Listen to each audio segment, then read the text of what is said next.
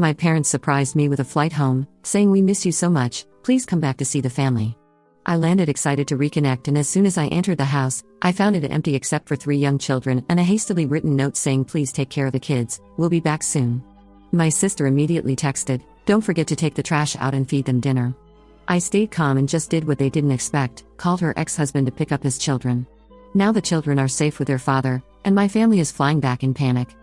I'm Elena, 28 years old, and I moved across the country to Portland 2 years ago for a better job opportunity. My family lives in Westerville, Ohio, my parents Luca and Isabella, and my older sister Annika, who's 32. Annika has 3 kids, Sophia, 8, Tyler, 6, and little Laura, 4. Their father is Annika's ex-husband Thomas, who she divorced 3 years ago after what she described as irreconcilable differences, though I suspect it had more to do with her inability to handle responsibility and Thomas getting tired of being the only functional parent. Since moving to Portland, I've maintained a cordial but distant relationship with my family. I visit twice a year, Christmas and maybe one summer visit, and we text occasionally. It's not that I don't love them, but there's always been this dynamic where I'm expected to drop everything to help Annika with her kids whenever she has a crisis. When I lived locally, I was constantly being guilted into babysitting because she needed a break or had some emergency that always seemed to involve going out with friends. Even after she and Thomas divorced, Annika would still call me when Thomas was running late for pickups, asking me to stay with the kids until he arrived, which turned my quick visits into extended babysitting sessions. Moving away was honestly liberating. I built a career in locating, made genuine friendships, and for the first time in my adult life, my weekends were my own.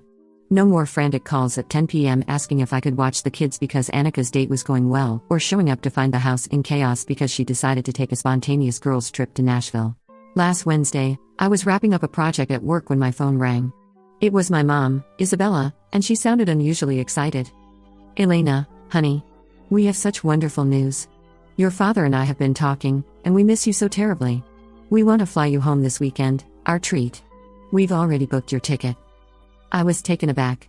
My parents aren't typically spontaneous people, and they've never offered to pay for my flights before. Usually, visiting home was something I had to budget for months in advance. "Mom, that's really sweet, but I have plans this weekend. Maybe we could look at next month instead?" "Oh, but we've already bought the ticket. It's non-refundable, and Annika is so excited to see you. The kids have been asking about Aunt Elena constantly. Please, just this once? We all miss you so much." The guilt trip was strong, but there was something in her voice that seemed genuine. Maybe they really did miss me. Maybe Annika had grown up and genuinely wanted to reconnect as sisters.